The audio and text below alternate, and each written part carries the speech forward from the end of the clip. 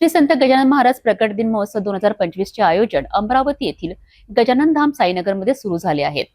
श्री शिव महापुराण ज्ञानयज्ञ सप्ताहाचे आयोजन दरवर्षीप्रमाणे भक्तवृंदांच्या सहकार्याने करण्यात आले.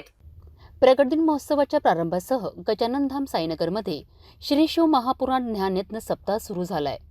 या यज्ञ सप्ताहात कथा प्रवक्ते परमश्रद्धेय श्री पंकज कृष्ण शास्त्री श्रीधाम वृंदावन यांच्या मधुरवाणीतून महाशिव पुराणाची कथा सांगितली जात आहे. यावेळी परिसरातील नागरिकांचा प्रचंड प्रतिसाद मिळत आहे.